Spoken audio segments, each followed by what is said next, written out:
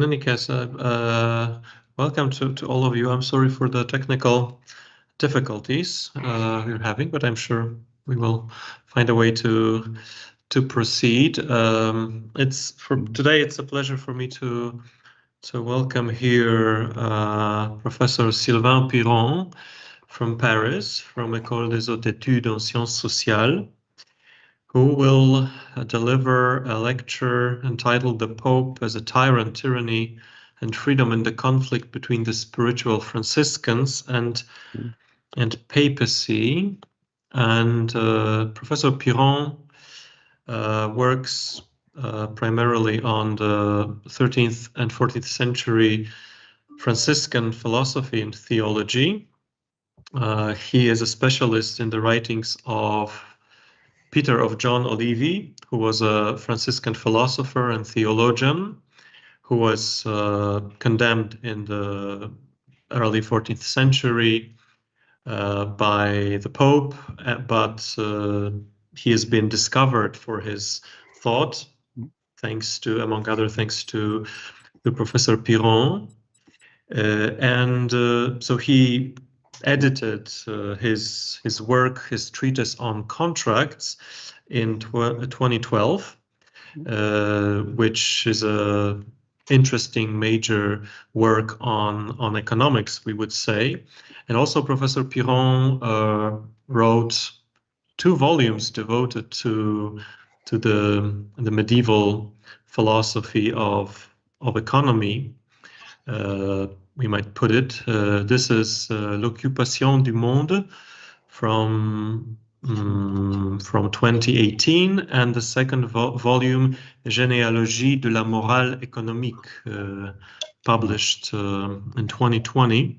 He's also the editor-in-chief of open access journal Oliviana, devoted to the philosophy and theology of Franciscans of this time.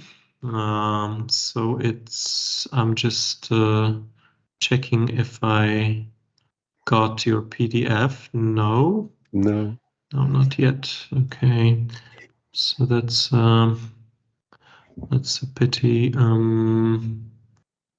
I will. Okay. Okay, I will do it again, maybe. Okay. Or you can, yeah. You can see it.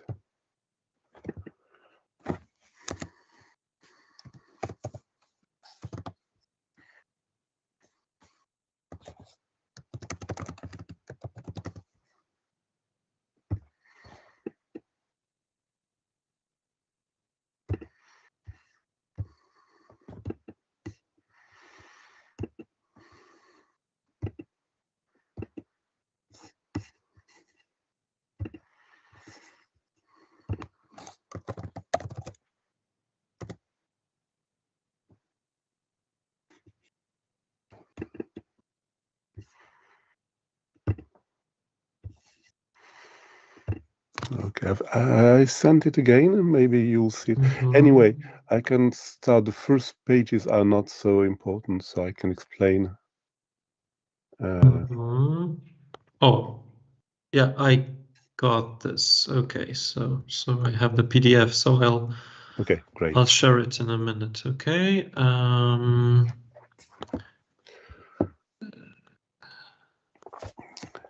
Okay. Here we go.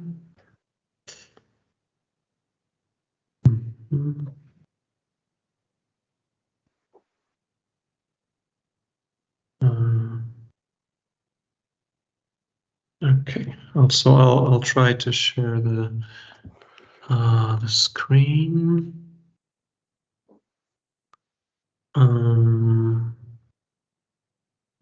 Okay. Okay.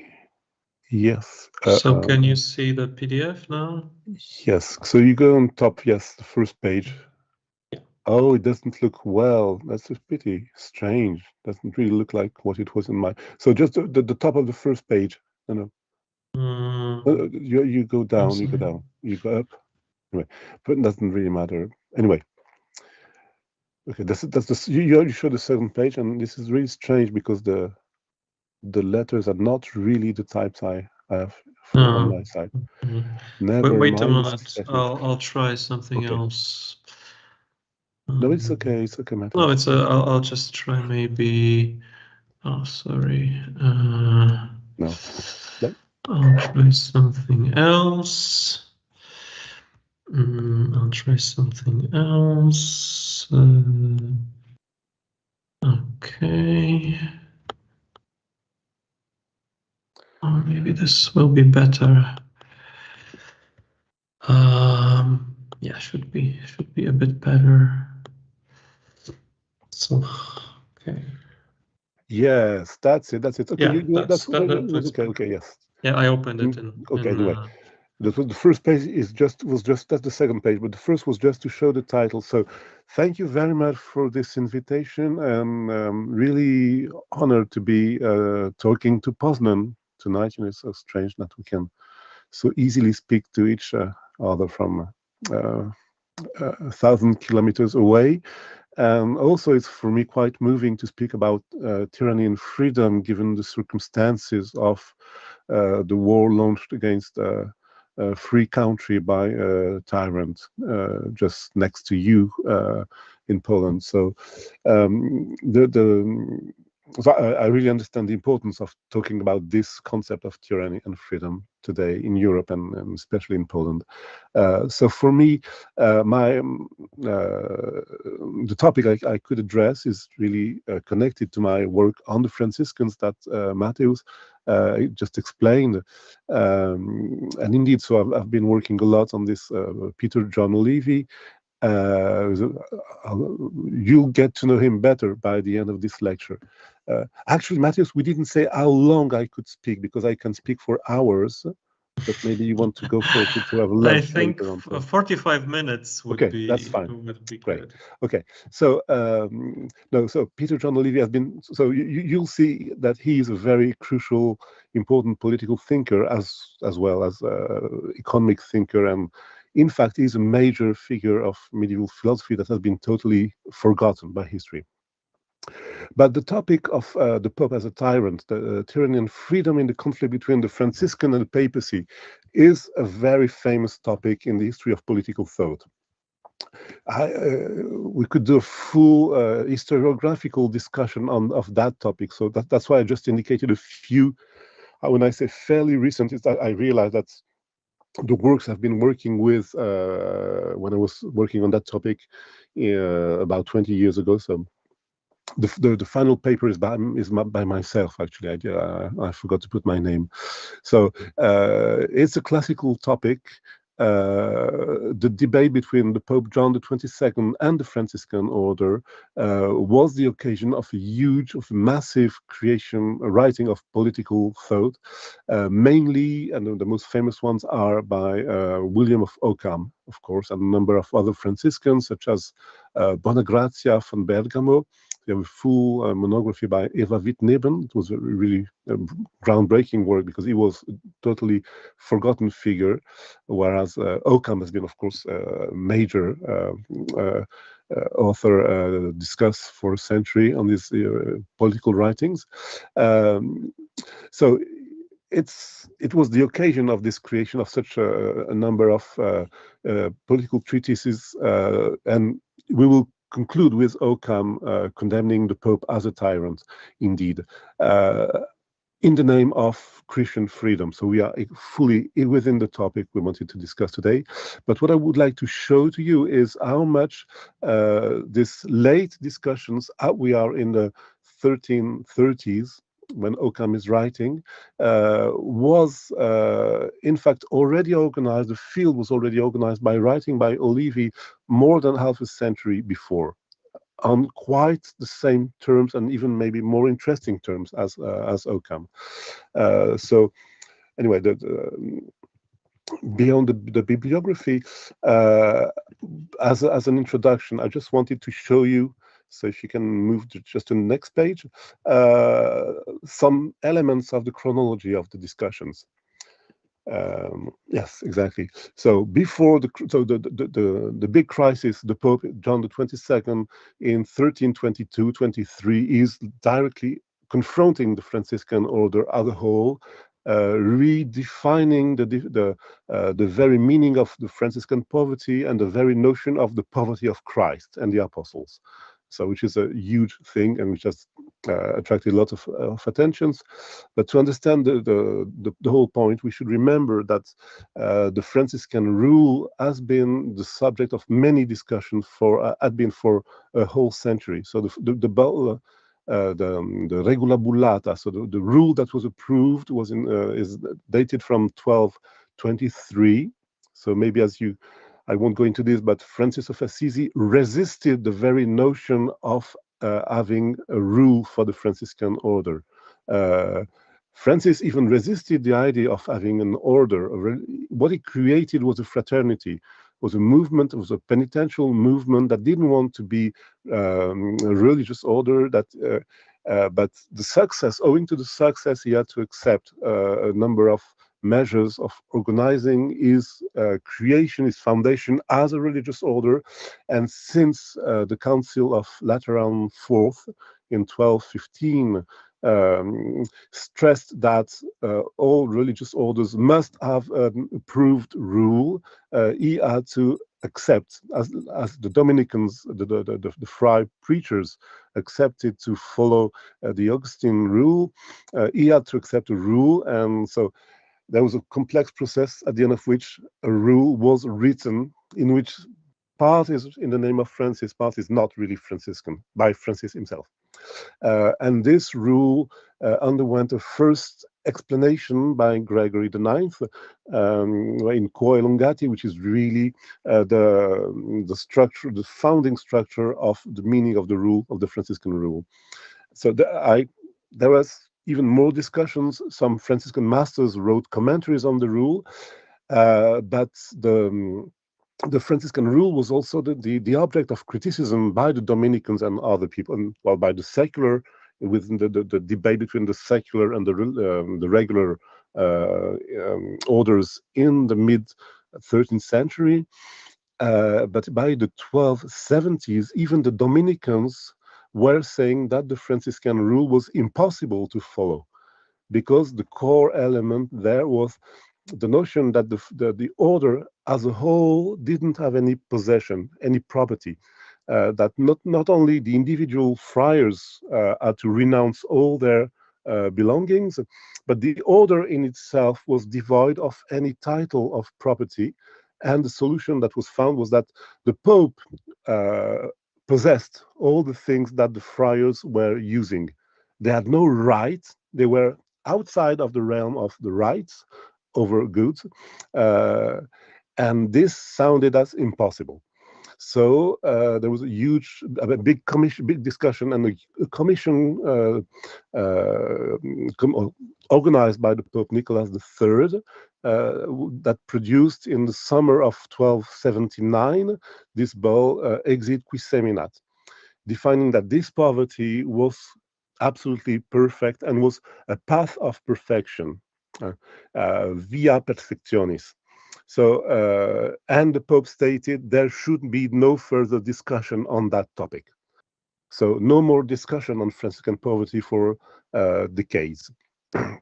Yet, there was another discussion launched by Olivi, by the way, around the notion of usus pauper. If it's okay to say that the Franciscans have no possession, can their use of things be illimited, or should it be limited to what is really necessary to their life?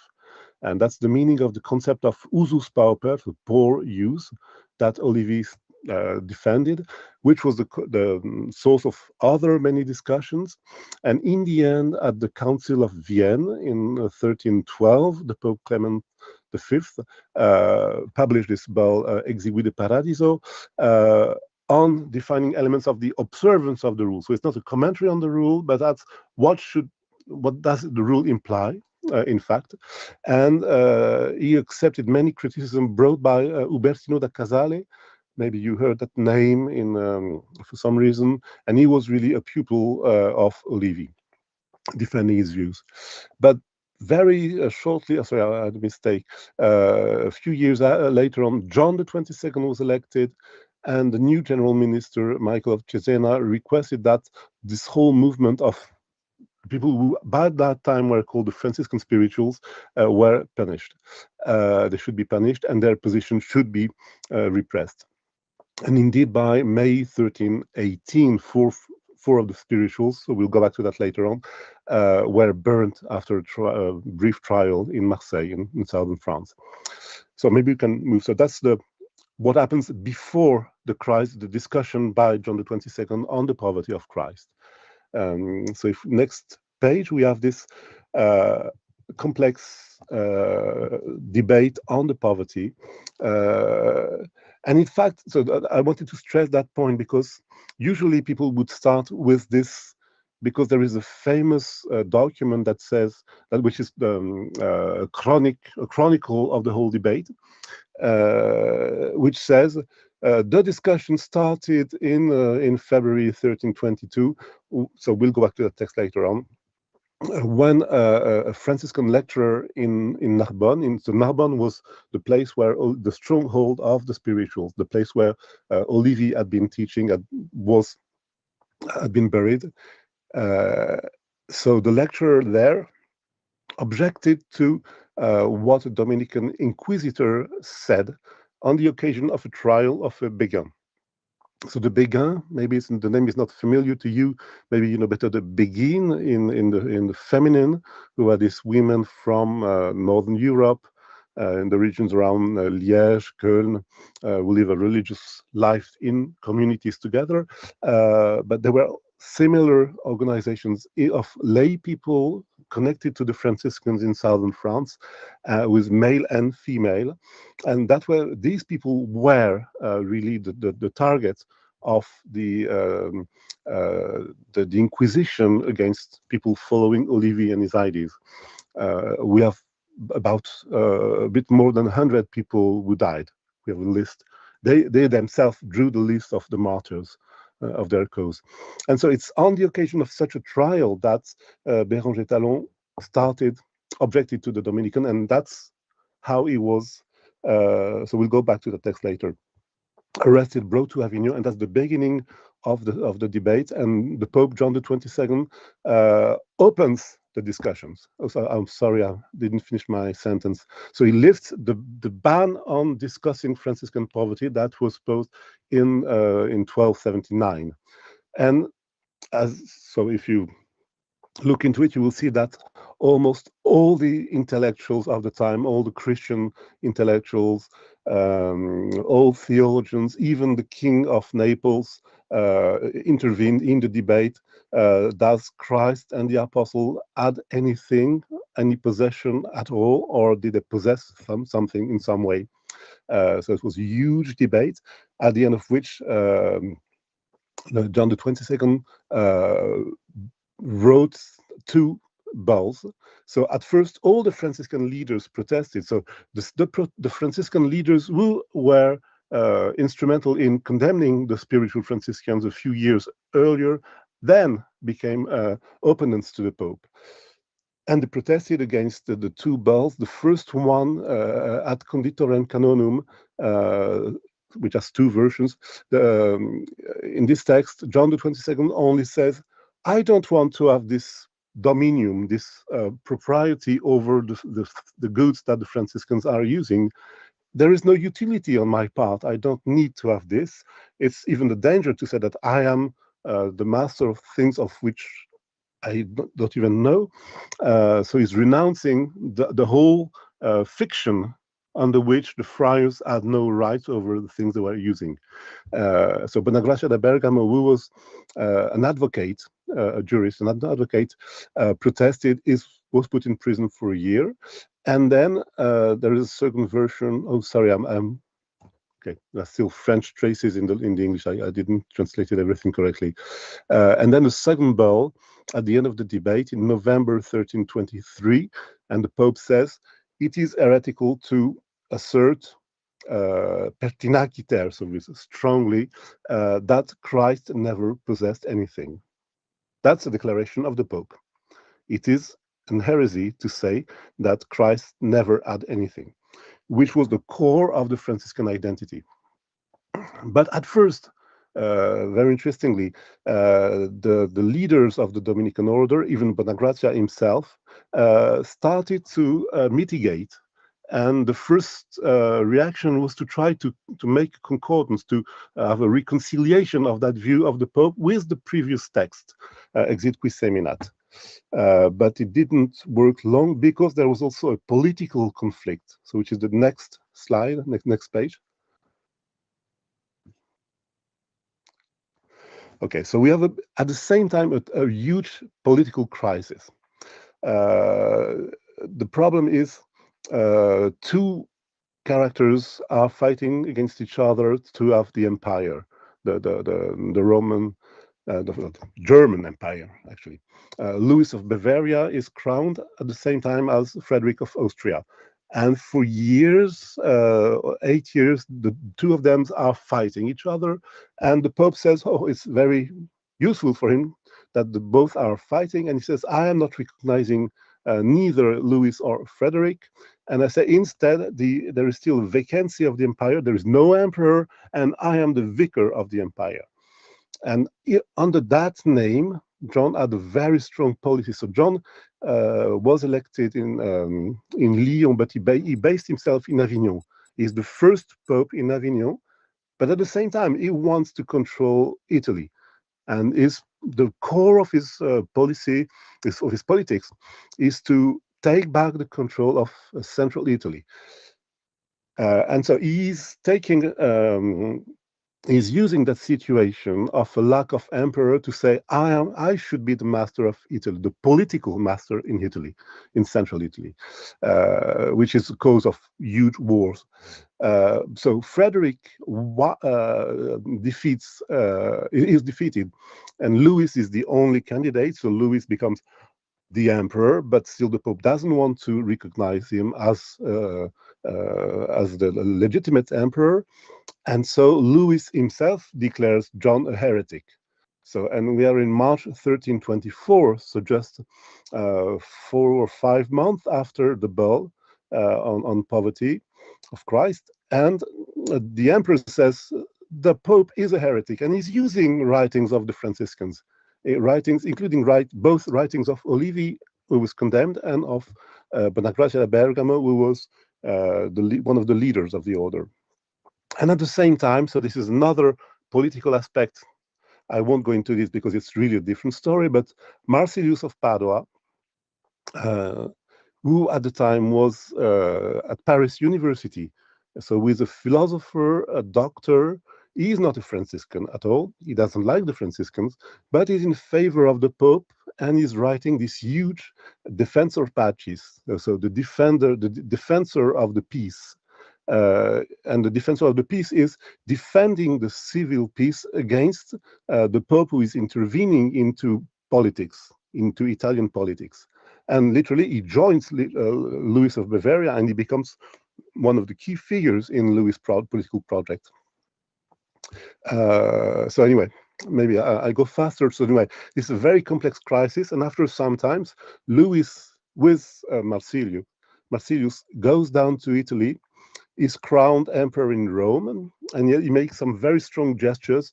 He's deposing the Pope, says the Pope is not legitimate. Let's elect, he has another Pope elected in Rome by the people of Rome as a Bishop of Rome, which is the core function of the Pope, Nicholas V. And then Michael of Cesena, who was the leader of the Franciscan order, joins Louis of Bavaria in Pisa.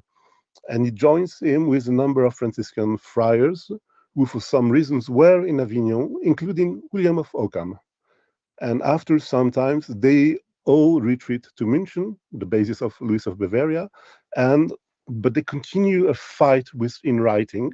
And that's in the circumstances that Ockham is writing a number of very important political treatises, such as the Dialogus, discussing the case of heresy. Can a pope be a heretic? And various discussions on the power of the Pope.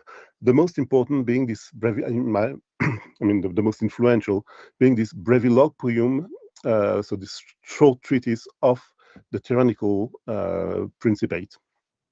So that's this huge crisis. But we cannot, so usually people are discussing this crisis, but we cannot understand it without going back to what was before. And that was my whole point tonight. So yeah, that was just to show you the next page is really to show you only this notion of how Béranger Béranger Talon, the poor guy. So imagine if I didn't explain well maybe it's so far the spiritual movement, but they are Franciscans who disobey. And it has created a huge problem within the order. But by that time, they have been destroyed. And literally, Olivy's tomb was in Narbonne's convent, has been destroyed. The remains of Olivy were taken at night to Avignon and thrown into the river, into the Rhône. So everything is supposedly destroyed there. It's only a number of lay people who still maintain their faith in the ideas of the spiritual, because most of them went away to Italy in that region. And so Béranger Talon is not a member of the spirituals. He's a Franciscan who has been put there in charge of teaching the good ideas of the orders. But still, one of these began was caught in the city of Narbonne. So that's really the text and the narrative, very famous narrative. He was caught for a matter of heresy by the Archbishop of Narbonne and by Fray John of Beaune, a Fray preacher, that's a Dominican, inquisitor of the heretic depravity. And this began asserted, among other things, that Christ and the apostles, following the path of perfections, had nothing by right of ownership in its own right, so in person, nor even in common. And so the inquisitor, willing to judge, the Béguin summoned all priors, guardians, lecturers of religious houses, and many other wise persons to a council.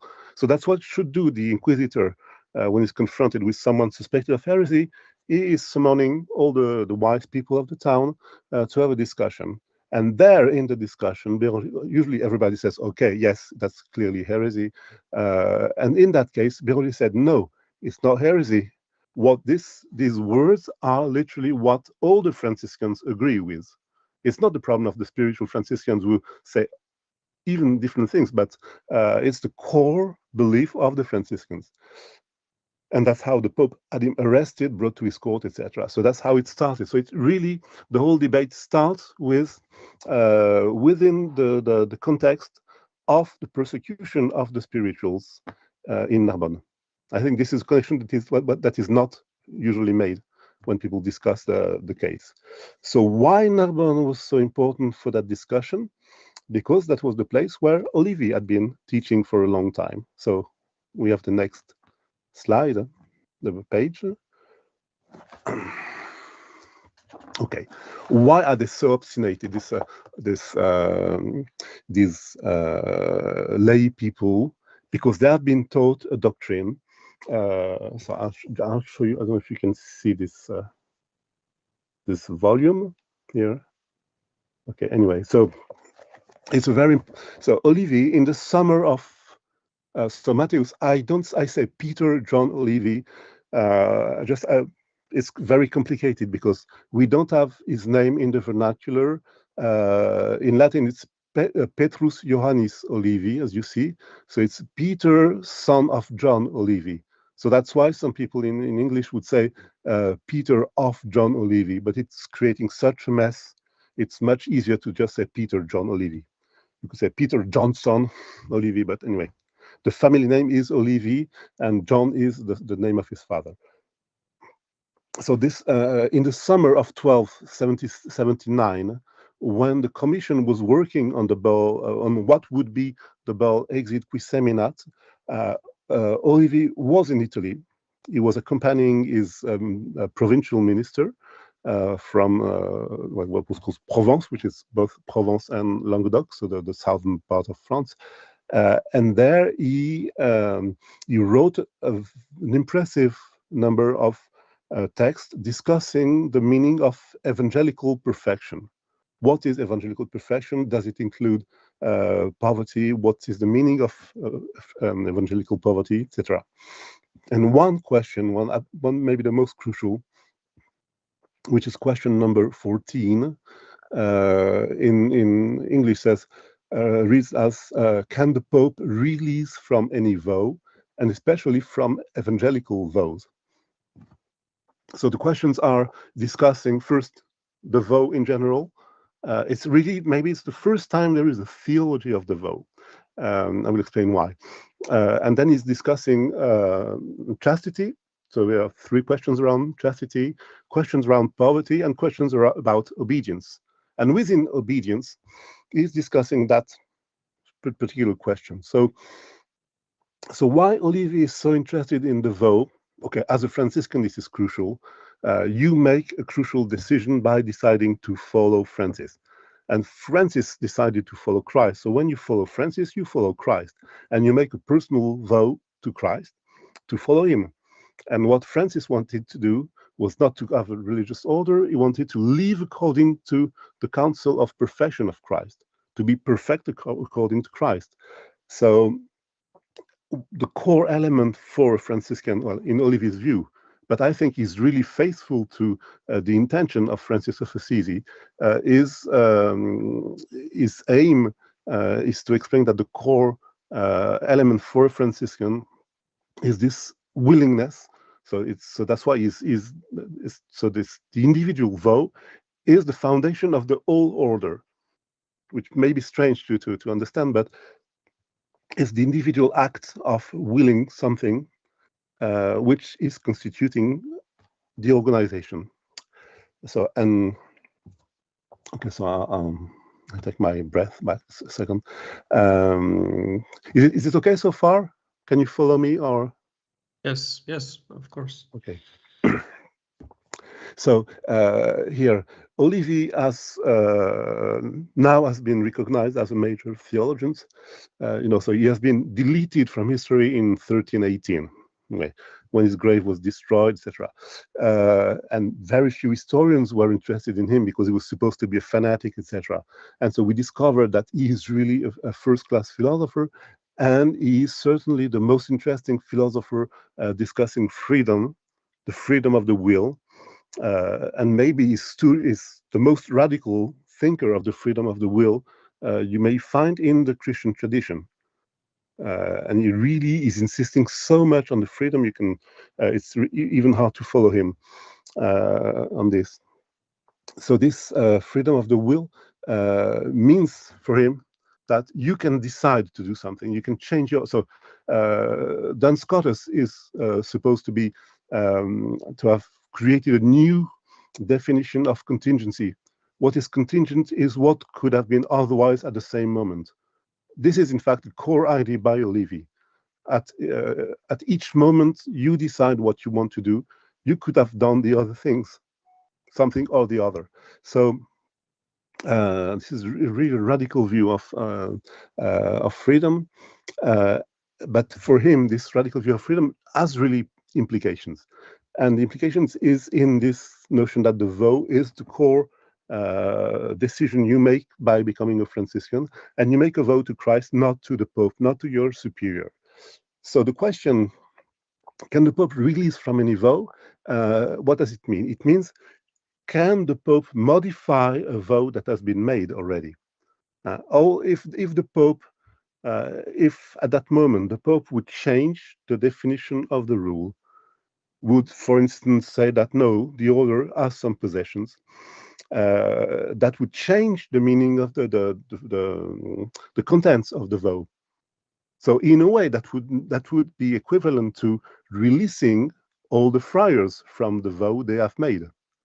Is it possible? So the real meaning of the question is, can the Pope modify the Franciscan rule? Is the Franciscan rule a rule like any other that can be changed by the Pope? Or because it is inspired directly by Christ to Francis of Assisi, is it different? And that's exactly what he's trying to say. So I made a rough English translation from the Latin, because this text should be a classical text in political philosophy. I hope it will be translated someday in English, because it's really so important. So, on the reasons why the Pope cannot do so, by saying that, Olivier knows very well that he's running against a very strong tide, is going directly against the notion that was founded by the Pope Innocent III at the beginning of the 13th century, that the Pope has a plenitudo potestatis. The Pope has a fullness of power. The Pope can do anything, which is absolutely crucial notion. And Olivier says literally no. And he's the first to say so clearly, no, the Pope cannot do a number of things. So on the one hand, there is is discussing from the point of view of the status or the profession of evangelical vows that should be immutable, so it's altissima paupertas and utility. And regarding the utility, I quote, "It is indeed clear that the status of common religious life is more useful to the Church of God and the divine cult than the secular status. And generally, a higher and more perfect status is better and more useful than a lower one. Therefore, entirely cancelling a higher status by transforming it into a lower one would be destructive of the common good of the Church and the subversion of the order and statuses and perfection." So this is, I don't know how often you would have this notion of a common good of the Church. What matters is not the power of the Pope. What matters, what is at the core element here, is this common good of the Church, and the fact that, so here, when he says the order of statuses and perfection, we would today easily say hierarchy. We would use that notion of hierarchy, which is not, he is not using it, even though it's exactly what he's thinking about, because at the time this word was not used in that sense exactly. So there is an organization of the Church, a common good, and the higher, the more perfect order is useful to the whole Church. Would the Pope do this? He should be tried for heresy. So, very strongly. Indeed, if all destroyer of the Church and its common good should be judged as more than a schismatic, how much more should it be the case for the one who, while he should be its head and its pastor, would use his power to confuse the status of the Church and exercise a tyranny against its common good? So there we are. If the Pope aims at destroying the higher element in the Church, is exercising a tyranny against the common good of the Church, because the Franciscan order is useful to the common good of the Church. This is why I have no doubt that he should obstinately persist in doing so. One should not obey him like a pope, but consider him like a schismatic, a condemned heretic, and a wolf that should be completely avoided by the faithful. So instead of being the pastor, he is the wolf. This is quite strong statement, I think. And it's really written at a time when the Pope was about to decide on what to do with the Franciscan rule. So then there is another second set of argument, which is also useful. Maybe I can go faster a little, on the part of ecclesiastical power. And he says this power should be not in destruction, but in edification, nor against the truth, but for the truth. So that's two almost literal quotes from the second epistle to the Corinthians, which is the core text for Olivier and for Occam, you will see. And so this power, the power of the ecclesiastical power, etc., cannot diminish itself. And so the fourth point is what I am interested in here.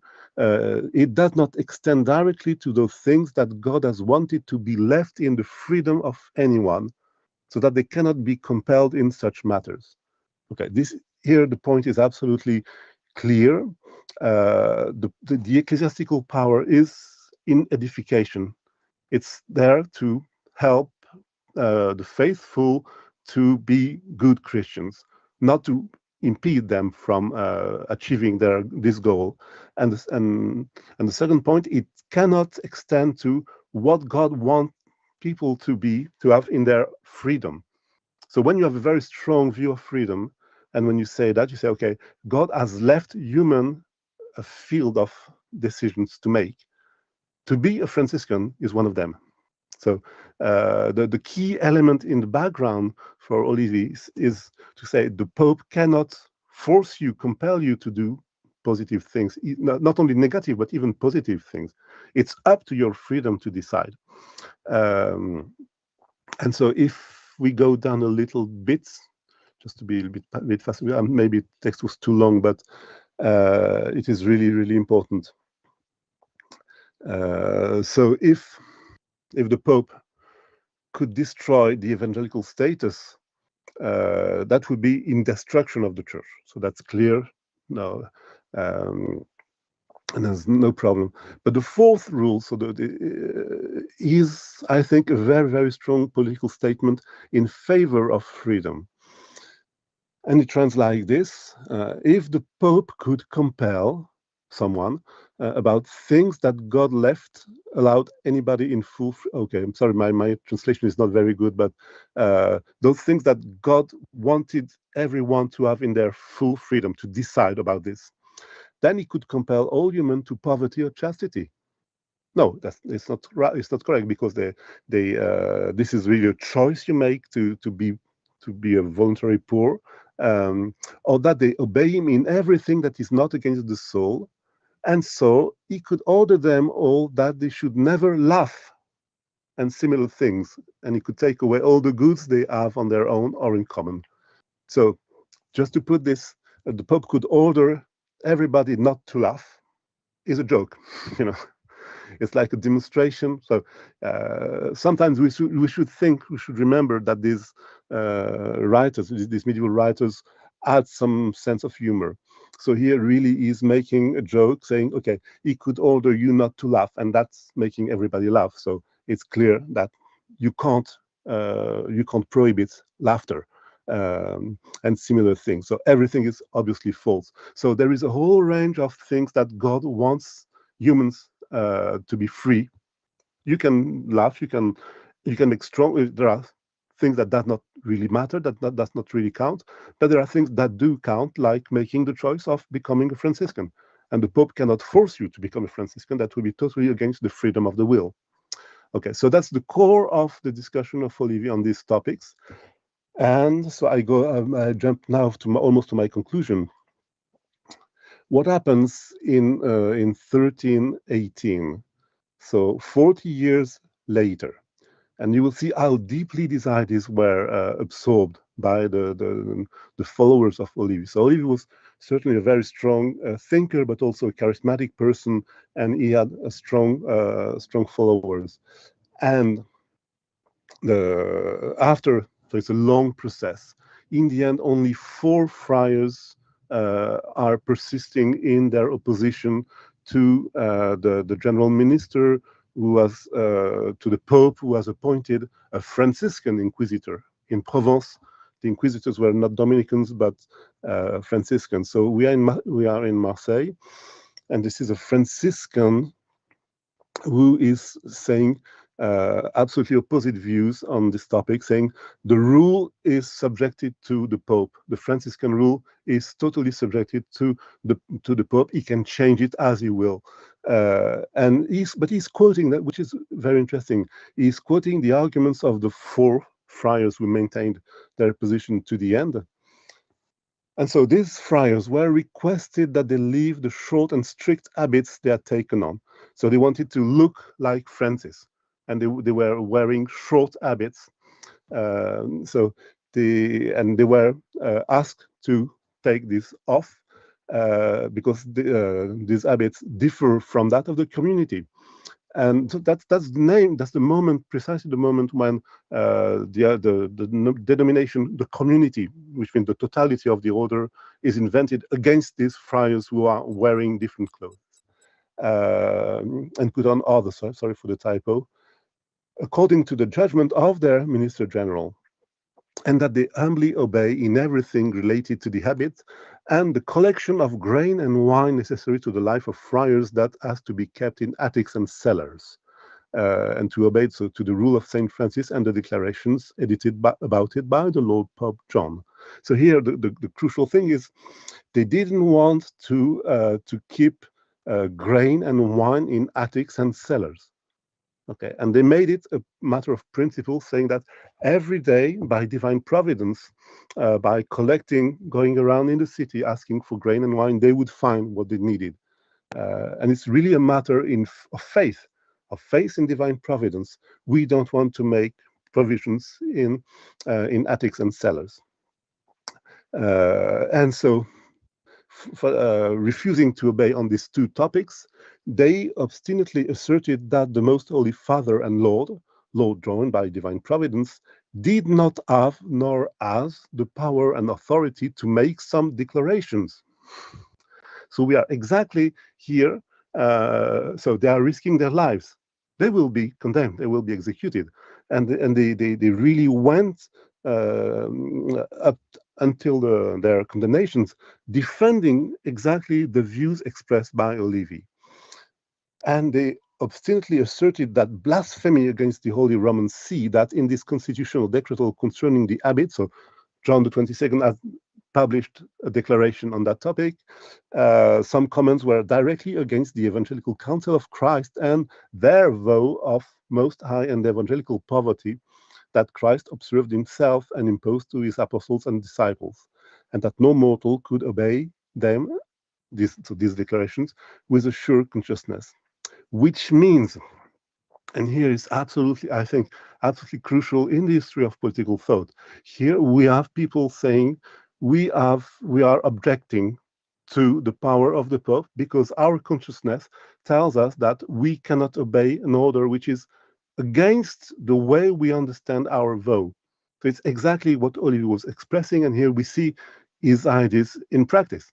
And in practice, that means we cannot obey something that is against how we understand evangelical perfection. We cannot diminish our perfection to obey the Pope because that would destroy the common good of the Church. So what we do, I mean, the very our freedom is more important to the common good of the Church than the order of the Pope, and that's why we have a right of resistance. So I hope you understand that this is much stronger statements than what you would have of theoretical discussions on whether you should kill the tyrant, etc. So here we really have a matter of resisting the authority. So since I've been already talking a long time, just to finish, I wanted to go back to Occam, to his breviloquium. So the relationship between Olivier and Occam is very strange because Olivier was condemned, his writings were destroyed, the texts were preserved only by the group of people following him who went to Italy. So there was some circulation of texts in Italy. We have lots of manuscripts produced in that setting, but Occam was an Englishman, and in fact, I'm quite certain that he never had any direct contact with Olivier. But on many topics, he took the same positions. So it's a very interesting case of two great intellectuals having the same intuitions, finding the same solutions of sometimes of very abstract philosophical issues, discussing Aristotle in very specific ways. So, for instance, there is one case of Occam knows someone who has criticized Olivier's position, and is criticizing that criticism and taking again Olivier's position on a very specific topic related to the discussion of Aristotle. And here, of course, he has no idea of what Olivier has written, but the core arguments he is making about the tyranny of the Pope are a bit different, but they are very, they look very much alike. His general statement is not concerned with the vow, with the specific case of the Franciscans, but with the general definition of the Christian law. And the evangelical law is a law of freedom. Thus, the Christian cannot be slave to the Pope. The Pope cannot impose on the Christians things that God wants them to be free of. Thus, the Pope doesn't have a plenitude of power, this fullness of power claimed by Innocent III. Then, and the basis for that are also extracts from the second epistle to the Corinthians, which is the crucial text on all these topics. Then another argument, the apostolic power has been instituted in edification, not in destruction, which I think maybe is the strongest phrase you can find in the New Testament to limit the power of the papacy. And this power is for the utility of the faithful and the common good of the church. So Olivier also finds that, Occam also finds that notion that Olivier had been using, and which is not so common in ecclesiology. Thus, the Pope cannot impose an extra burden on them as things that were not instituted before. So he doesn't have a full power. And then, the final point, which maybe is the Franciscan element in Occam. So you see, Occam makes the same arguments without stressing the specific Franciscan situation. But you can say Olivier is making these arguments because he's discussing the Franciscan situation. But if he had written himself a political treatise in general, he could have made also some more general statements, such as the one made by Occam. And so the final one I wanted to stress is very important. Occam is criticizing many arguments that are made in favor of the power of the Pope, which imply that the Pope has some powers that derive from the divine nature of Christ. And Occam says, no. Christ, we should consider only Christ as a model for the papacy, as defining the powers of the papacy according to his human nature. And according to his human nature, he assumed the infirmity of the body and the soul. He has the poor mortal body of the humans and their limited mind. And he rejected all proprieties and domination over anybody, anything. And this is the crucial element, which you will find in some beautiful text by Olivier in his questions on poverty, and also in his commentary on the Gospels. Christ, as a human, could have had all the power over the world, but his spiritual mission was to show that the Messiah was not supposed to reign over the world in a temporal way, but in a spiritual way. And to show his spiritual nature, he had to renounce all power over anything. And Occam is making a very, very similar argument. So I really wonder how much he could have had access to some things by Olivier, or more probably, this is something you can just reconstruct by yourself, by finding that being a Christian is being faithful to a God who came on earth and who rejected all power, and who show a way of perfection, would say the Franciscans, by rejecting power. And this is what is giving the faithful their freedom and their freedom to resist the spiritual the domination of the spiritual power over too many things. So the Pope should have a very, very limited power. Okay, so I think that's about what I wanted to tell you tonight. Thank you. Thank you very much, Sylvain, for this brilliant lecture. And I'm sure the audience will have many questions, since this I think opens a new perspective, because we were discussing in the panel discussion and in the previous lectures how the ecclesiastical power and how the church tried to limit the secular power in the late antiquity and the early Middle Ages.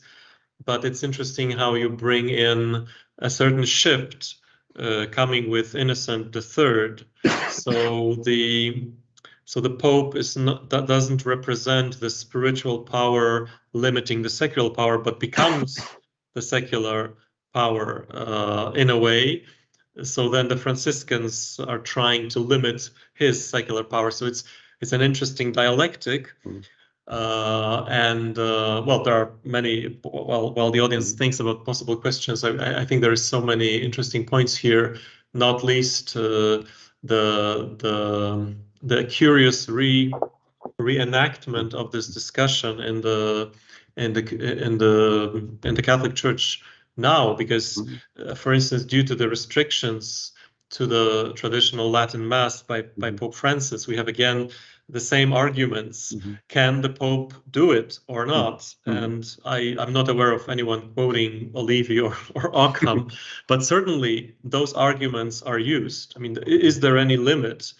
And if so, where is the limit? So this is one aspect, but you also show that this is the Pope's power is a sort of laboratory for more general political discussion. Basically, what is the limit to any power? What is the limit to human freedom? So I think this is a very, very inspiring and interesting perspective that Olivi gives us on those things. So I open the floor for discussion, maybe questions, because there are many points we could develop here, of course, and in what was said. Yeah, we have a question from Christopher Joyce. Thank you very much. Can you hear me?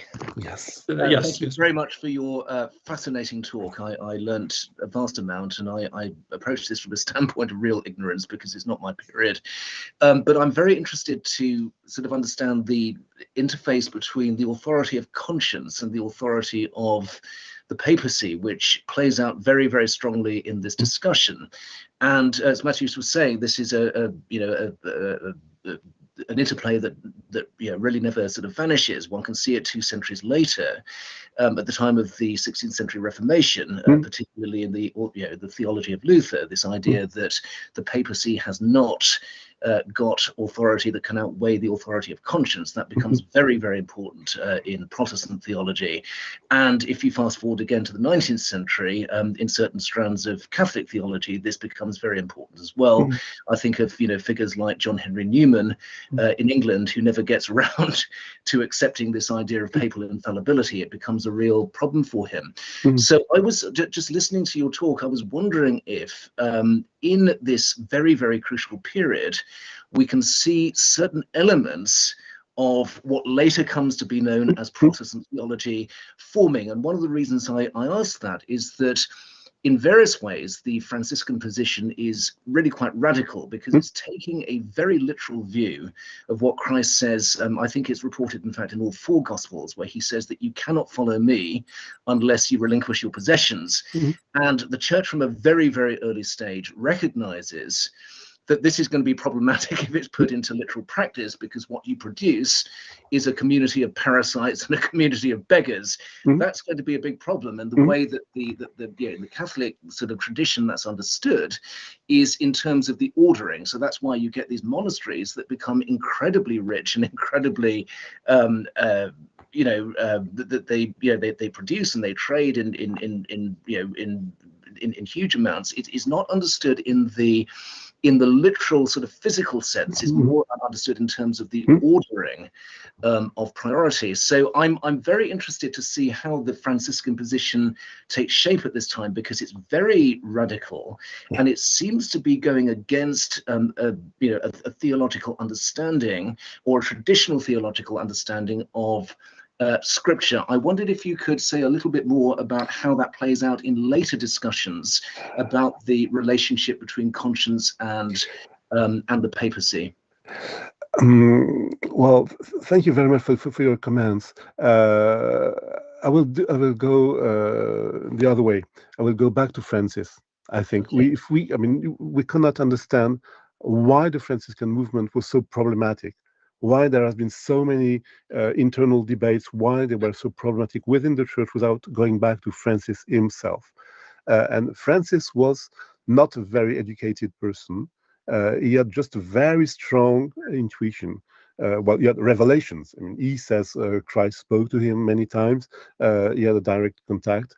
But really, he wanted to take literally this call for perfection. So that's what they do. They want to be perfect in a world that is already Christian, which is quite maybe different from what would have been the discussion in the first centuries of Christianity.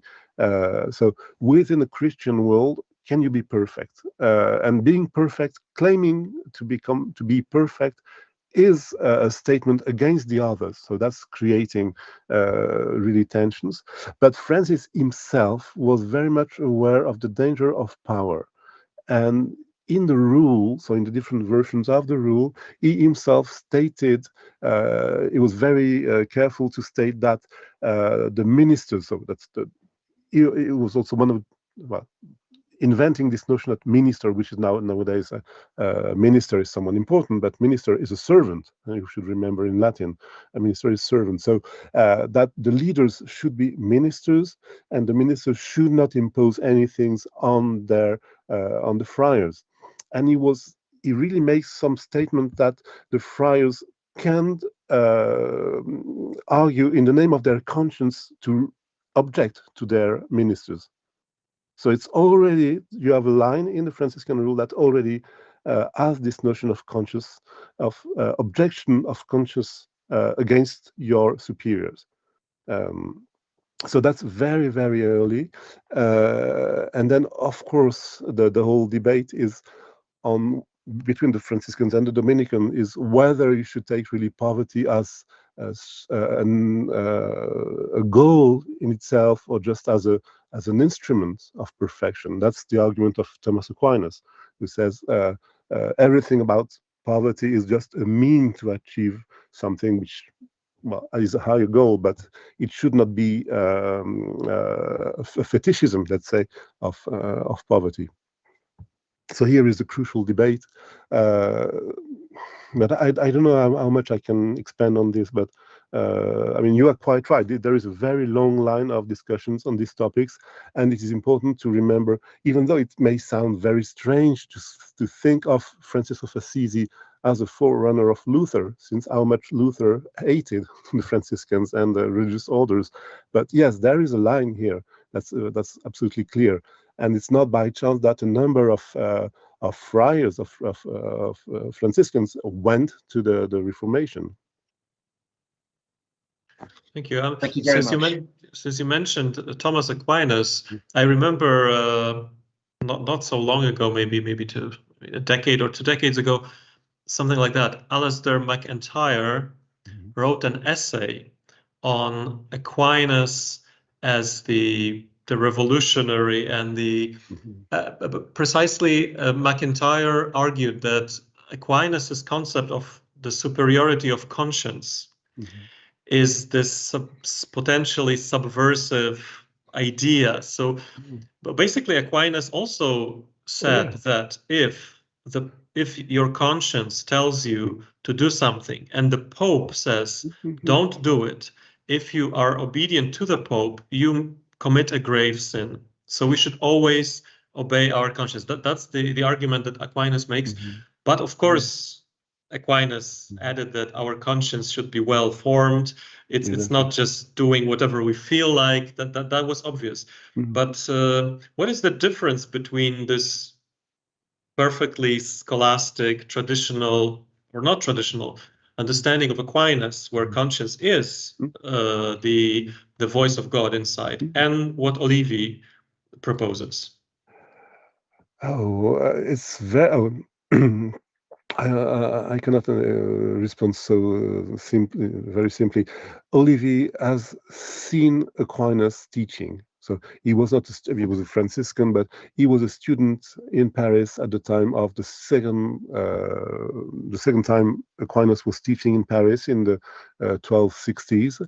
And he was very impressed by the Summa Theologiae. Olivi was really a Franciscan, was a poor Franciscan, so he had not many books. And each time he's writing on the topic, he has 1 or 2 books that he is borrowing to work on that topic. But he always has with him the Summa Theologiae. That's maybe this is the most important book next to the Bible he has.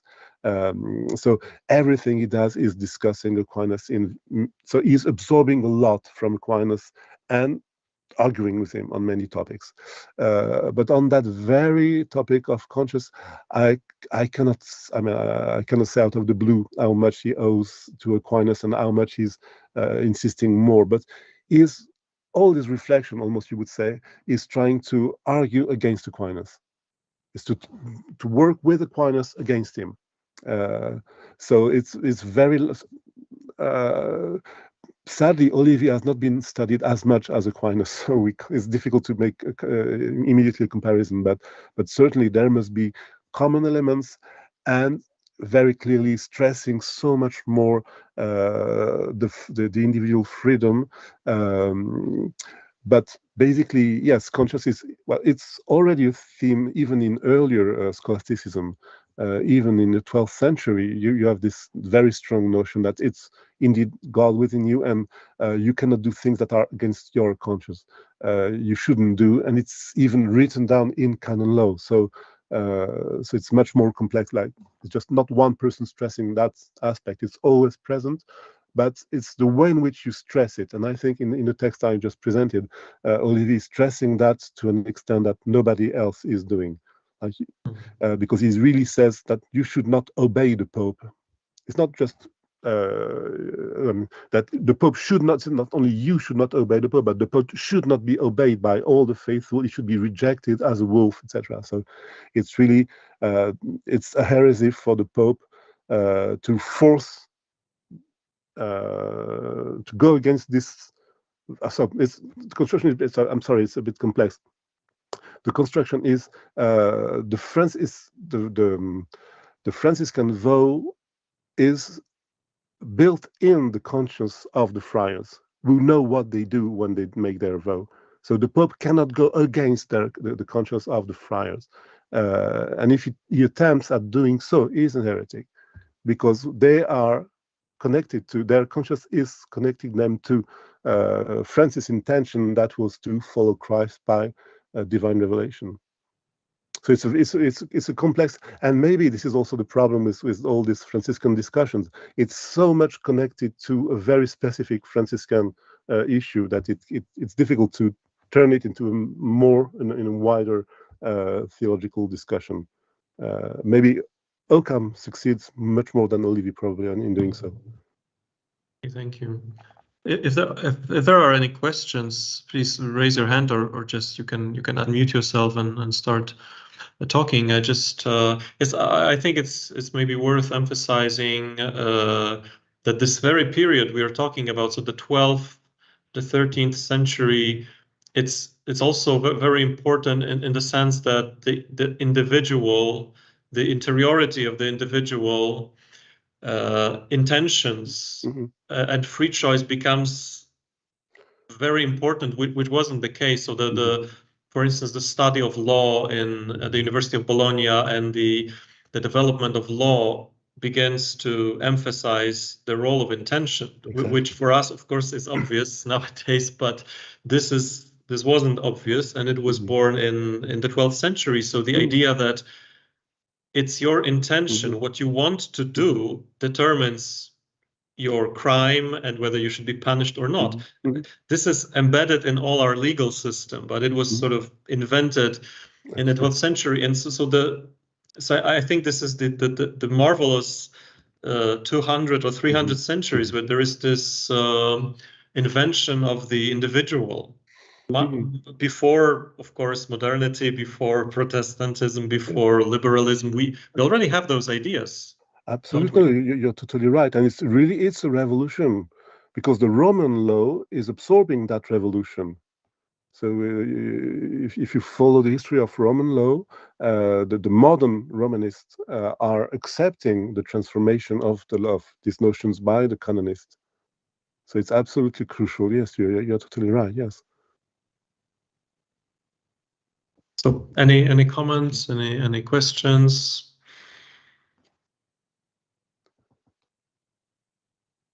So then, yeah, and I also was thinking, when I was listening to you, I was thinking about this really incredible lecture given in 1958 by Joseph Joseph Ratzinger at this time, the so-called New Pagans lecture, even before the Second Vatican Council, where Ratzinger was giving this sort of periodization. So he said that at the beginning, Christianity was a matter of personal choice against the world. So Christianity was based on this personal response to the call of the gospel. But then in the Middle Ages, says Ratzinger, Christianity and the world became one thing. So you became Christian by being born, which is a simple idea, but it's brilliant. So he said there was no choice. By being born in Europe, you were automatically being born into Christianity. And he says, and now it became a problem in modernity, because now we live in and it was already 70 years ago, he said, we live in a pseudo-Christian world where Christianity is assumed as identity, and there is no place for this personal choice. I think it was a very important perspective, and he was accused of heresy at the time, by the way. But I think it's very Franciscan in its spirit. But you know, the Franciscans would totally object to that and say, okay, maybe you are born a Christian, but you become a real follower of Christ by making decisions. Yes. And so. Yes, and not everybody is called as this calling, so that's all. So no, there are different ways of being Christian, even within the Christian world. And this is again very Protestant idea. Oh yes. The idea of, I mean, Protestant theologians, especially radical Protestant theologians, they even say you are not a Christian until you make a conscious choice to be a Christian, right? Even baptism wouldn't make you a Christian. So this is a very, very, yes, as Christopher said earlier, this is again some motives which will later be developed in the Protestant theology. Yeah, and so if I may just insist, because Olivi is not very well known, and he is absolutely unique in many ways, and sometimes he seems to be a revolutionary, but he's just going back to old texts, you know. So this is that's what makes him. He's just rejecting some new developments of his century.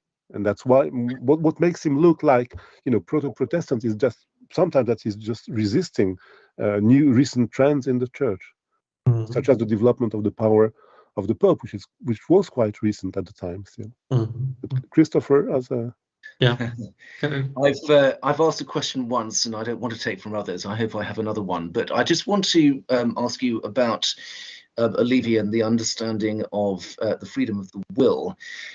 Because again, I'm not familiar with this, but what does Olivi say about predestination? What does he say about original sin?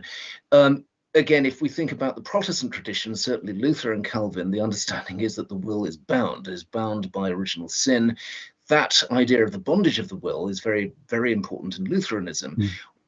Going back to the time of Olivi, how does Olivi understand the freedom of the will, and how does that relate to predestination? How does that relate to original sin? Okay, sadly, we don't have the full works of Olivi. So one of my first papers was just trying to list the texts that have been lost. And on that topic, we have lost a number of questions. So it's a bit difficult to say Olivi on grace and predestinations. Just we know that he wrote a lot and it's missing. And not every text is published so far. So this is really one area in which I cannot answer very clearly, but what is certain, and it's connected to the choice of becoming Franciscan. Becoming Franciscan was like overcoming the original sin. So he has is Augustinian. He has a very strong view of the original sin, of course, and that's something common among Franciscans in the 13th century. There is this notion that by following evangelical profession, in some way you overcome all the consequences of some of the consequences of the original sin. So that would be, so it's not predestination at all, it's just this choice that you can make to overcome this weight, because you have this scintilla, I don't know what was it, this flame that that can in your mind call you to something higher. But frankly, this is I would like to be able to answer you more precisely, but I cannot. I'm sorry. Thank you very much. Yes, that was a very, very good question. I think because yes, that's true that in the 16th century it becomes this hot issue whether we are capable of a choice, right? That this is of course in St. Augustine already, that we are incapable of choosing the good. But when you read the text, and I'm thinking now about the heterodox movements, like the free spirit movement, for instance, how much the word libertas, freedom, is declined for all the cases. So and how often they quote the phrases like "into freedom Christ has liberated us," or "where there is spirit, there is freedom." So freedom becomes this very important concept, not bondage. And bondage is associated, I think, with secular power, with ecclesiastical power, with something external. Yes. Yes. While to be Christian is to be free. It's. Yeah, well, for Occam, it's a very strong word, the Christian freedom, but the Christian freedom is opposed to the Jewish serfdom. It's like we are freed from the observances, from all the ritual, the ceremonies of the Ancient Testament. So the freedom is to have the law in your heart, and not to have all the burdens of the rituals. That's one of the strong meanings in Occam. But then freedom is a very complex word, because freedom in the Middle Ages is also a synonym for privilege. You know, the political freedom, when people speak about political freedom in the Middle Ages, the word freedom, libertas, would really be equated with the privileges of your particular status, etc. So so it's not to be confused with this philosophical notion.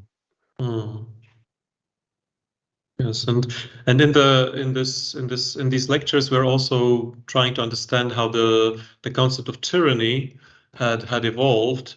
So from what you said, it seems that for those Franciscans, the tyranny of the Pope would consist in overstepping boundaries, right? So the Pope becomes the tyrant when he does things which he is not legally entitled to do. Is that correct? Exactly. Okay. Yeah. So no, sorry, just to explain better, I skipped that part. But of course, the notion of tyranny is as a long. I mean, you went through that, but it's discussed, and it has been renewed in the 1260s by the reading of Aristotle's Politics that has been translated first, and Olivier is among the generation that has read with Aquinas' commentaries. Is the first generation almost who has been exposed to Aristotle and the notion that the tyrant, the tyranny cannot last long, etc. So it has really, the theme has been strongly renewed, and that's why it comes up in this opposition with tyranny and against the common good. But Olivier says really it's a matter of principle, whereas the other Franciscan, like this Bonagracia da Bergamo, who is a lawyer and not a theologian, is organizing the resistance to the Pope and writing so many texts. And in his writings, the tyranny is really acting unlawfully. It's not about a principle, but just like he himself, Bonagracia, was put in prison, and that was a tyranny. That was a tyrannical act, etc. So is not acting according to the forms of the law. Yeah, so that's interesting. So this is the Aristotelian strand, and we could see this in the text. You showed how there is the common good of the church as a community, right? And so the king or the good pope would be acting for the common good, while the tyrant pope would be acting for his own power or privilege, and against the common good and against the law as well. But there is also this, I think we can extend a couple of minutes because we started later, because in recent meeting we were discussing the eschatological and apocalyptic aspect of it. So the idea that the tyrant is a demonic figure or an antichrist figure. This is also interesting because for the spiritual Franciscans, various popes which are opposing them were believed to be antichrists. Like for Ubertino of Casale, for instance, Boniface VIII or Benedict VII, the 19th, sorry, the 11th, they were seen as the spiritual antichrist, for instance.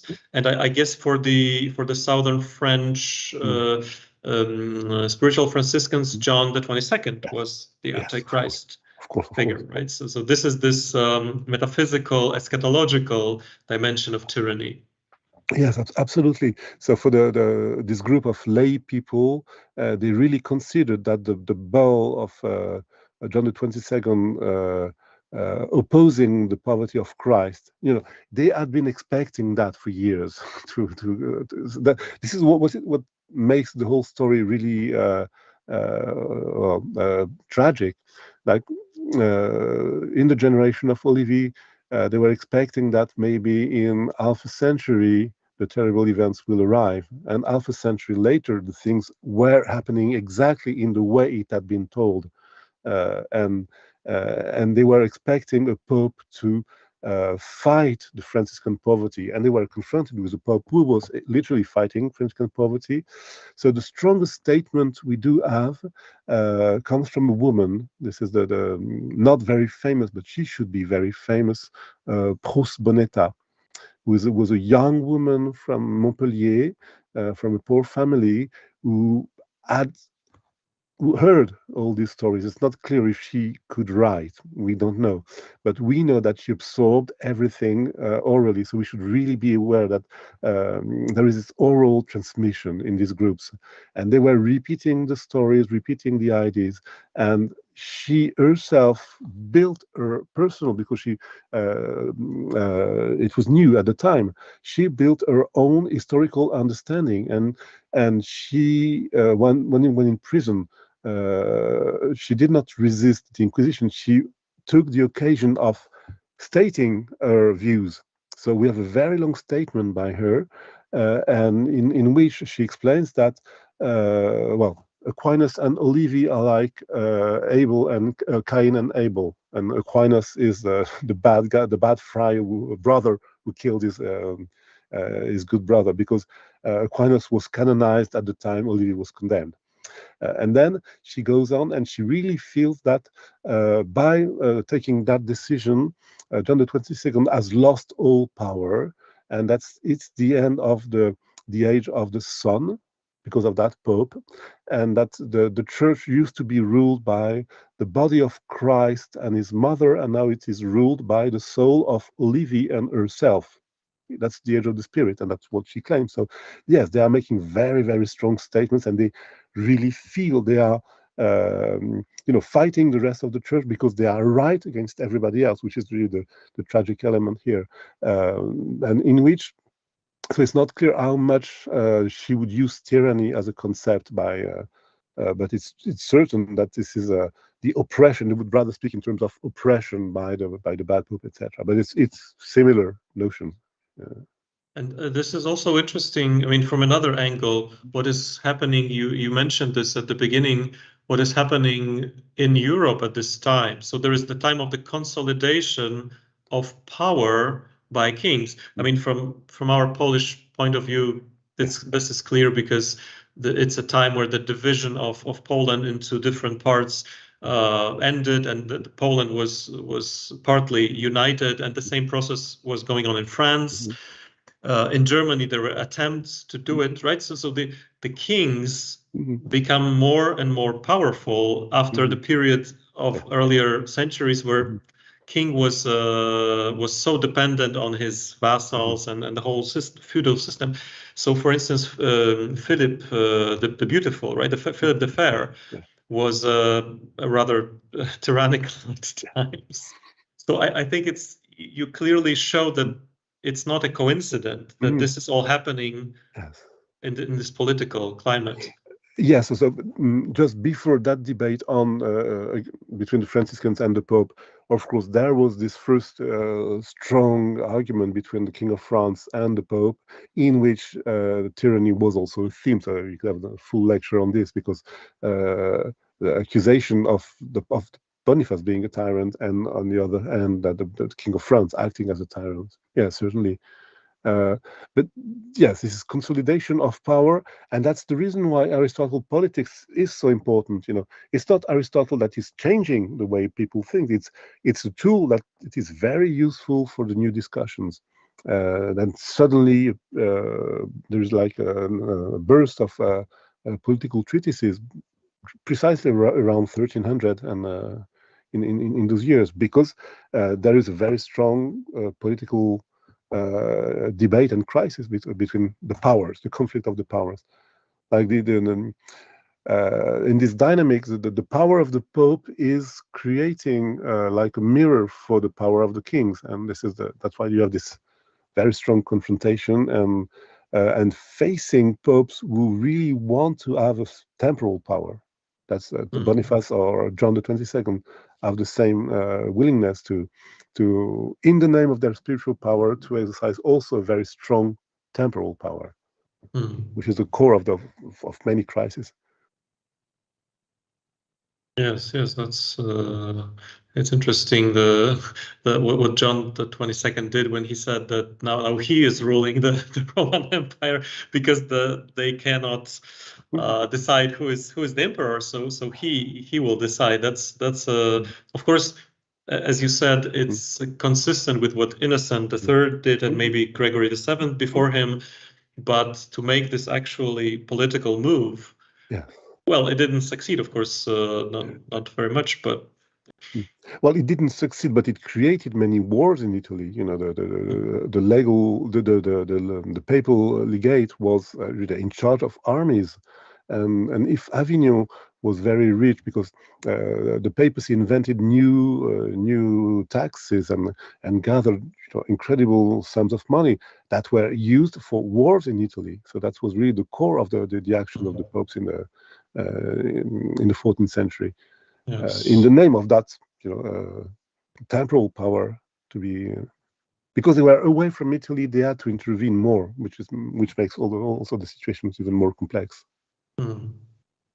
Yes, and I think you're thank you again for the lecture. It's a very good preparation for what comes next, and because when we were discussing the first centuries of Christianity, I mean, the whole series is titled not Tyranny and Democracy, but Tyranny and Freedom, because there was not so much discussion of democracy, of course, in the Middle Ages. But now at this time, with all those things, you can see for the first time the Republican and democratic ideas begin to emerge out of precisely this theological context, and with rediscovery of Aristotle, but also with those Franciscan ideas in the 14th century. For the first time, the ancient idea of the Republic and democracy reemerges also in the ecclesiastical context of the power of the council and the Pope. So the next lecture by Karl Nederman will be on Marsilius of Padua and his defensor Pazis. So we will go further into this, and already we can see how the modern ideas are being created, so to speak. So that's exactly the same. It's very interesting. But Carrie say hello from if I'm not able to follow. But he's a great expert. But it's exactly the same context and a totally different point of view, which makes things very, very interesting. Yes. So thank you, Professor Piron, for this excellent lecture, and I thank also the audience for presence and for your patience when we had a slightly problematic launch, but I think it was worth waiting because of this excellent presentation. So thank you again, and and see you hopefully next time. Yeah. Thank you very much for your invitation. Good night, everybody. Thank you. Good night.